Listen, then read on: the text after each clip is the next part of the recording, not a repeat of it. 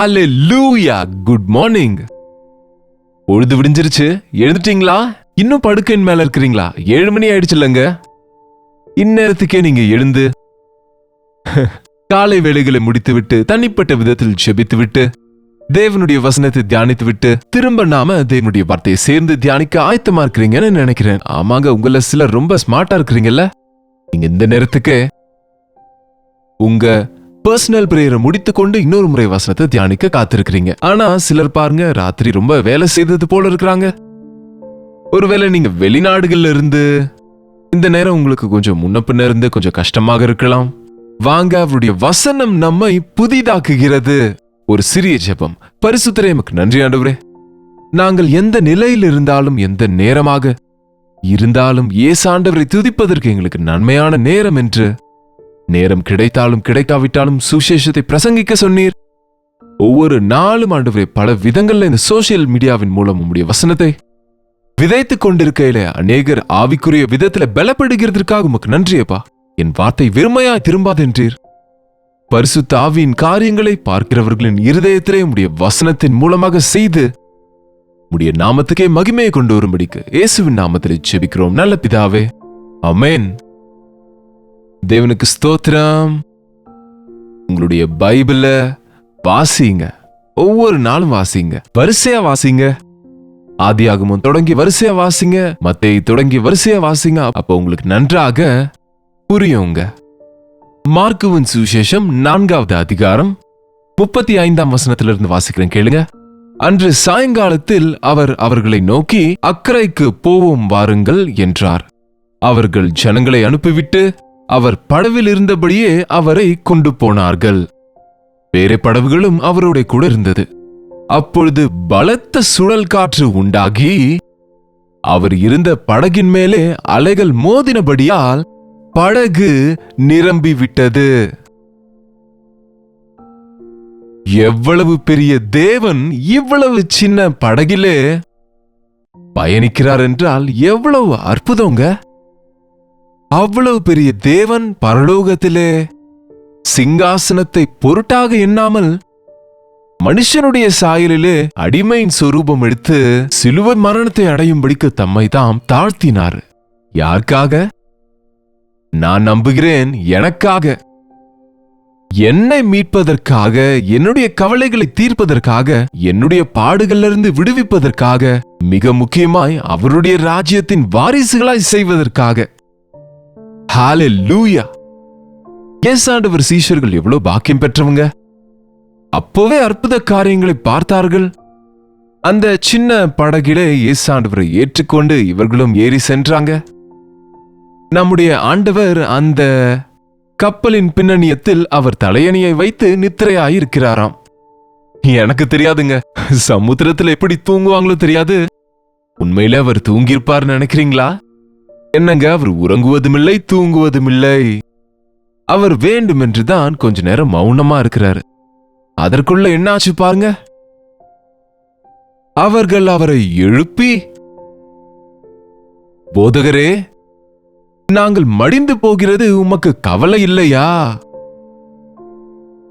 சமுத்திரத்திலே நீங்க பார்த்திருக்கிறீங்களோ இல்லையோ கலிலேய சமுத்திரத்தை? நான் 2-3 முறை போயிருக்கேன்.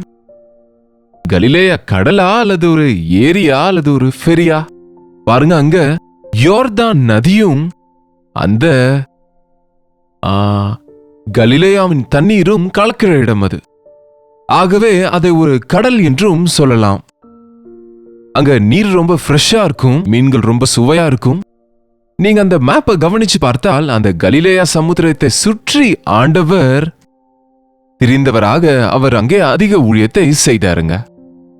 இங்க ஒரு மலை, அங்க ஒரு மலை, இங்க ஒரு கரை, அங்க ஒரு கரை என்று 5 அப்பம் 2 மீனை பங்கிட்ட மலை ஒரு பக்கத்திலே, பாக்கியங்களின் மலை இன்னொரு பக்கம், ஒளிவ மலைகள் மறுபக்கத்திலே, கப்பர்நகும் ஒரு பக்கத்திலே மற்றும் கென்னேசரத்து இன்னொரு பக்கம், பெத்சாயிதா இன்னொரு பக்கத்திலே. எங்கிருந்து அங்கே, அங்கிருந்து இங்கே அந்த சமுத்திரத்திலே இந்த பக்கத்துல இருந்து அந்த பக்கத்துக்கு சென்று கொண்டு அவர் இருந்தார். அவர் பயணித்த படகு இன்றைக்கு வரைக்கும் அங்கே பாழடைந்திருக்கிற அந்த படகினுடைய சின்ன சின்ன அந்த மரத்தை எல்லாம் அங்கே பாதுகாத்து வைத்திருக்கிறாங்க. அவ்வளவு பெரிய தேவன் நமக்காக எவ்வளவு தாழ்த்தினார்னு பார்த்தால் ஆச்சரியமா இருக்குங்க. அவ்வளவாய் சீஷரை நேசித்து அவ்வளவாய் இயேசு கிறிஸ்து அற்புதங்களை அங்கே செய்து கொண்டிருந்த போதும் புயல் உருவான உடனே ஆண்டவரே புயல் உருவாயிடுச்சு அப்படின்னு சொல்லலாம்ல. அந்த புயல் தீவிரம் அடைந்து சுழல் காற்றாக அது மாறி கப்பலுடைய பாய்மரங்கள், அந்த சின்ன படகினுடைய பாய்மரங்கள் கிழிந்து போகிற நிலைமையில அவங்களால செய்ய முடிந்த எல்லா முயற்சிகளையும் செய்து பாய்மரத்தை போட்டு இறக்கி எல்லா முயற்சிகளுமே தோல்வி அடைந்த சூழ்நிலையில அவங்க கையை விரிக்கிற நேரத்தில் இனி எங்களால் முடியாது என்கிற நேரத்தில் ஆண்டவரே மூழ்கி போகிறோம் ஐயா, உதவி செய்யுங்க அப்படின்னு கேட்டிருந்தா கூட ரொம்ப நல்லா இருந்திருக்கும். ஆனா என்ன சொல்லுகிறாங்க? நாங்கள் மடிந்து போகிறது உமக்கு கவலை இல்லையா? முதல்ல நம்மை பற்றி கவலைப்படுறவங்க யாரு இருக்கிறாங்க இன்றைக்கு? ஐயோ, சொந்த ஜனம் கூட ஒருவர் மேல் ஒருவர் அக்கறை இல்லாத நிலைமையில் இருக்கிறோம். ஒருவேளை யாராவது அக்கறை காட்டினால் அதுல ஏதோ சுய லாபம் இருக்குமே தவிர நம்மை குறித்து உண்மையான அன்பை காட்டுகிறவங்க இந்த உலகத்துல யாருமே இருக்கிற மாதிரி தெரியலங்க. ஒரு காலத்துல பெற்றோர்னு சொல்லுவாங்க, அவங்களுடைய அன்பு கூட இந்த காலத்துல கொஞ்ச காலம் இருப்பது போலதான் இருக்கு. அவர் உங்களை குறித்து கவலைப்படுகிறதுனால உங்கள் கவலை எல்லாவற்றையும் அவர் மீது வையுங்கள் என்று வேதம் சொல்லிக் கொண்டிருந்தால், இந்த சீஷர்கள் என்ன சொல்லுகிறாங்க? நாங்க மடிந்து போய் கொண்டிருக்கிறோம், உமக்கு கவலை இல்லையான்னு கேக்குறாங்க. என்னங்க, நம்ம கூட இப்படிதான் சொல்லுகிறோம்ல அநேக நேரம். தேவன் மறந்துட்டார் எங்களை, தேவன் கைவிட்டுட்டார் எங்களை, ஆண்டவர் தான் எங்களை இப்படி செய்துட்டாரு, எங்களுக்கு ஏன் இந்த தரித்திரம்? அவர் கொடுத்தது தானே. என்னை நோக்கி கூப்பிடு, நான் பதில் கொடுப்பேன் என்றார் ஆண்டவர். ஆபத்து காலத்திலே என்னை நோக்கி கூப்பிடு என்றார் ஆண்டவர். ஆனா அவங்க இஷ்டம் வந்தது போல முயற்சிகளை செய்கிறாங்க, அந்த புயலை அவங்களே சமாளிக்கலாம் என்று. நாம கூடங்க நம்ம ஆரம்பத்திலேயே பிரச்சனையின் தொடக்கத்திலேயே ஆண்டவரே இந்த பிரச்சனை என்ன செய்ய சொல்றீங்கன்னு கேட்டால், பிரச்சனையை தீர்த்து கொடுங்க ஆண்டவரே அவரிடத்துல கேட்டால் ஒரு நொடியில முடிஞ்சிருங்க நம்ம பிரச்சனை. தேவை, குறைவு, வேதனை, பயம் எல்லாம் போய்விடும். ஆனா நாமே அதை சரி செய்யலாம் என்று நம் அறிவால, நம் ஞானத்தால, நம் உடல் பலத்தால, நம் அறிவாற்றலால, நம்முடைய உறவு உதவியால, நம்ம சுய பலத்தால் ஏதாவது செய்யலாம் நினைத்து அநேகர் முதிர்ந்து போகும் வரை பிரச்சனை தேவனிடத்துக்கு வரமாட்டாங்க. அது கணவன் மனைவியுடைய பிரச்சனையா இருக்கலாம், அது ஆஸ்தி சொத்து பிரச்சனைகளாக இருக்கலாம், அது ஆரோக்கிய விஷயமாக இருக்கலாம், அது பொருளாதார நெருக்கடியாக இருக்கலாம், அது இது போன்ற இயற்கை பேரிடர்கள், புயல்கள், வெள்ளங்கள், போராட்டங்களாக இருக்கலாம். எப்பவுமே இதை நினைவுல கொள்ளுங்க. உங்களுக்கு எதிரே ஒரு சிக்கல் இருக்குன்னு சொன்னா அதை ஆண்டவருடைய கையில ஒப்பு கொடுங்க. நீங்க ஒரு பிரச்சனையை எதிர்கொள்ளுகிறீர்கள் என்றால் ஃபர்ஸ்ட் திங், முழங்கால் போட்டு ஆண்டவரே இதோ என்னுடைய பிரச்சனை எனக்கு தீர்த்து கொடுங்கன்னு விசுவாசத்தோடு கேளுங்க. அற்புதங்கள் நம்ம வாழ்க்கையில நடக்கும். ஆனா அநேகர் நஷ்டம் போன பிறகு, கஷ்டங்களை அனுபவித்த பிறகு, இனி கதியே இல்லாத போது எந்த வழியும் இல்லாதவனுக்கு தேவனே வழி என்பது போல சிலர் பாருங்க, அப்படிப்பட்ட நிலையில் தான் ஆண்டவர் இடத்துல வருகிறாங்க. தேவையில்லைங்க. உன்னுடைய நல்ல நாட்களிலேயே நீ ஆண்டவரை நம்பிக்கொண்டால் உன் வாழ்நாட்கள் எல்லாம் ஆசீர்வதிக்கப்படும். உன் வாலிப நாட்களிலேயே உன் வாழ்க்கை ஆண்டவருக்கு ஒப்பு கொடுத்தா உன் வாழ்க்கை முழுவதும் ஆசீர்வதிக்கப்படும். உன்னுடைய பாவமும் உன்னை அழிக்கிற ஒவ்வொரு கிரியையும் நீ ஆண்டவரின் பாதத்துக்கு கொண்டு வந்தா அவர் அதை சிலுவையில சுமந்து தீர்த்திருக்கிறதுனால உனக்கு மன்னிப்பை கொடுப்பாரு, உனக்கு அந்த பலவீனத்திலே வெற்றியை கொடுப்பாரு. அவங்க அத்தனை முயற்சியும் செய்து தோல்வி அடைந்த பிறகு அப்பொழுது நாங்கள் மடிந்து போகிறோம், உமக்கு கவலை இல்லையா என்றார்கள். 39ஆம் வசனம். அவர் எழுந்து காற்றை அதட்டி கடலை பார்த்து இறையாதே அமைதலா இரு என்றார். அப்பொழுது காற்று நின்று போய் மிகுந்த அமைதல் உண்டாயிற்று. ஹல்லேலூயா. வானத்தையும் பூமியையும் உண்டாக்கின சிருஷ்டி கர்த்தருக்கு அசாத்தியமானது ஏதாவது இருக்கா? காற்றை அனுப்புகிறவரும் அவரே, மழையை வருஷிக்க பண்ணுகிறவரும் அவரே, விளைச்சலை கொடுக்கிறவரும் அவரே, வெயிலை கொடுக்கிறவரும் அவரே, அது எல்லாவற்றையும் நம்முடைய நன்மைக்காக மாற்றுகிறவரும் அவரே. அவர் இல்லாம நம்மால என்ன செய்ய முடியுங்க? அவருடைய உதவி இல்லாம நம்மால எதை சாதிக்க முடியும்? எப்பொழுதும் நினைவிருக்கட்டும், இது என்னுடைய பலன், என்னுடைய பராக்கிரமம், என் வல்லமை என்று பெருமை பேசிய நேபுகாத்நேச்சார் என்னாச்சுங்க? அவன் மிருகத்தை போல புல்லை தின்றானாம். ஆமாங்க, அநேக முறை நம்முடைய பலத்தை நம்பிக்கொண்டு சிக்கல்கள்ல விழுகிறோம். என்னை பலப்படுத்துகிற கிறிஸ்துவினாலே எல்லாவற்றையும் செய்ய எனக்கு பலன் உண்டு என்று உங்க பிரச்சனையை தேவனுடைய கரத்தில் ஒப்பு கொடுத்தா, நீங்க உங்க திருமண விஷயத்துல போராட்டத்தில் இருக்கிறீங்களா? எந்த பெரியவங்களும் உங்களுக்கு பேசி தீர்க்க முடியவில்லை. கோர்ட்டுக்கு போனாலும் உங்களுக்கு தீர்ப்பு கிடைக்கவில்லை. எத்தனை முயற்சிகள் செய்தாலும் உங்க பிரச்சனைக்கு தீர்வு கிடைக்கல. ஒரு நிமிஷம் நீங்க தேவனுடைய கரத்தில் அதை ஒப்பு கொடுங்க. இருவரும் முழங்காலிட்டு ஆண்டவர் சமூகத்தில், ஆண்டவரே, எங்கள் குடும்பத்திலே உருவாகி இருக்கிற இந்த புயலை பாருங்கப்பா.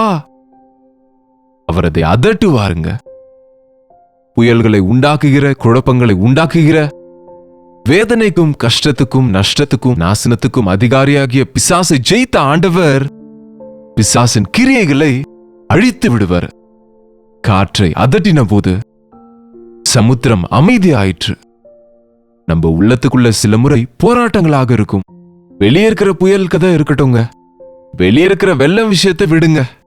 உள்ளத்துக்குள்ள புயல்கள் வந்து சின்னாபின்னமாகி இருக்கிறாங்க. அநேகர் சத்தமிடுகிறாங்க, கத்துகிறாங்க, மாற அடித்துக் கொள்ளுகிறாங்க, கதறுகிறாங்க. யார் எனக்கு உதவி? யார் எனக்கு விடுதலை? என்ன இந்த சூழ்நிலை என்னும் போது, இயேசுவே, இது என் நிலைமை அப்படின்னு சொல்லுங்க.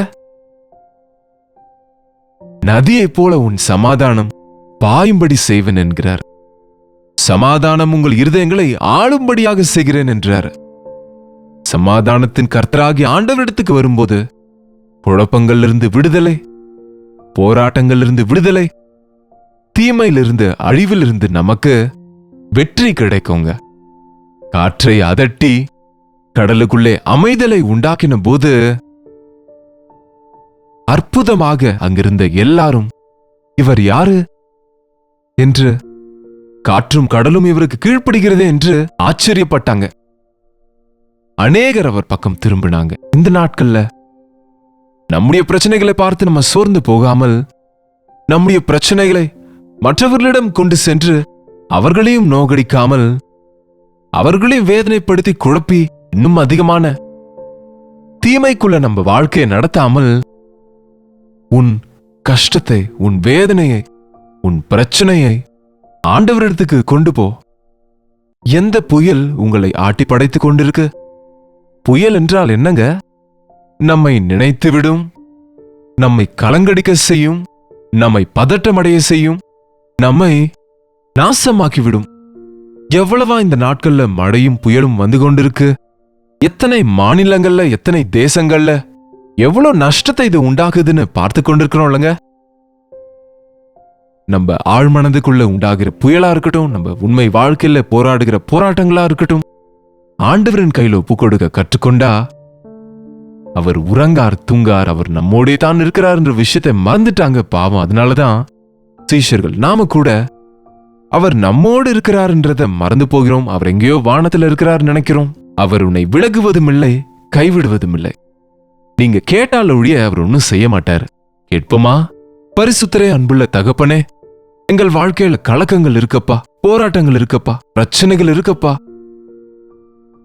எதிர்பாராத திசையிலிருந்து எதிர்பாராத பிரச்சனைகளை சந்திக்கும் பொழுது திகைத்து போகிறோமே தவிர, ஆண்டவரே எனக்கு இப்படி செய்துட்டாரு, ஆண்டவரே என்னை மறந்துட்டார் என்று நொந்து போகிறோமே தவிர, ஆண்டவரே எனக்கு உதவி செய்யுங்கள் என்று கேட்டா, சத்தமிட்டு உம்மை அழைத்தால் எங்களுக்கு அமைதலை கொடுக்கிற தேவன் என்று, பிரச்சனைகளுக்கு தீர்வுகளை கொடுக்கிற தேவன் என்று, அற்புத ஆச்சரிய காரியங்களை செய்கிற பெரிய தேவனாய் நீர் இருக்கிறீர் என்று நாங்கள் அனுபவ ரீதியாக அறிந்து கொள்ள உதவி செய்யுங்க ஆண்டவரே. இந்த நேரத்தில் யார் யார் எப்படிப்பட்ட போராட்டத்தில் இருக்கிறாங்களோ, பொருளாதார புயல்கள், சொந்தக்காரர்களால் புயல்கள், கணவன் மனைவி இடையே பிரச்சனைகள், பிள்ளைகளுக்கும் பெற்றோருக்கும் இடையே போராட்டங்கள், உத்தியோகம் விஷயத்திலே பிரச்சனைகள் சிக்கல்களையும் சந்திக்கிற ஒவ்வொருவரையும் ஆண்டவராகிய இயேசு கிறிஸ்துவின் நாமத்தில் அமைதல் உண்டாக்குகிறோம். ஆண்டவரே, சமாதானத்தை கொடுத்து உம்மை மகிமைப்படுத்துகிறவர்களாக செய்யும்படிக்கு இயேசுவின் நாமத்தில் ஜெபிக்கிறோம் நல்ல பிதாவே, ஆமென். பிதாவாகிய தேவனுடைய அன்பும் குமாரனாகிய இயேசு கிறிஸ்துவின் கிருபையும் பரிசுத்த ஆவியானவருடைய அந்யோன்யமும் ஐக்கியமும் கூடி வந்திருக்கிற நம் அனைவருக்கும் இப்பொழுதும் சதா காலமும் துணையாக இருப்பதாக. ஆமென். தேவனுக்கு ஸ்தோத்திரம். உங்களுக்காக நாங்க ஜெபிக்க வேண்டும் என்று நீங்க விரும்பினால் 8939801234 என்கிற நம்பருக்கு ஒரு டெக்ஸ்ட் அல்லது வாய்ஸ் மெசேஜ் மூலமா எங்களுக்கு வாட்ஸ்அப் அனுப்புங்க. உங்களுக்காக நாங்க ஜெபிக்கிறோம். நிச்சயமா தேவன் உங்களுக்கு விடுதலை கொடுப்பார். நீங்களும் ஜெபிக்கணுங்க. விசுவாசத்தோடு ஜெபிங்க. எந்த பிரச்சனையா இருந்தாலும் நொடியில விடுதலை பெறுவதற்கு ஆண்டவரிடத்துக்கு வாங்க. சொந்த முயற்சிகள் செய்து தோல்வியடைந்த பிறகு இல்லை, ஆரம்பத்திலேயே ஆண்டவரை நோக்கி ஜெபிங்க. எளிமையாக ஆனந்தமா முன்னுக்கு போய்கொண்டே இருப்பீங்க. டாக்டர் ஜே பால் யூடியூப் சேனல் சப்ஸ்கிரைப் பண்ணாவிட்டா சப்ஸ்கிரைப் பண்ணுங்க. லைக் பண்ண, ஷேர் பண்ண மறந்து விடாதீங்க. கர்த்தருக்கு சித்தமானால் நாளைக்கு இதே நேரத்தில் அனுதின தியானத்தில் கர்த்தருடைய வார்த்தையோடு உங்களை சந்திக்கிறேன். அதுவரை கர்த்தருடைய கிருபை உங்களுக்கு துணையாக இருப்பதாக.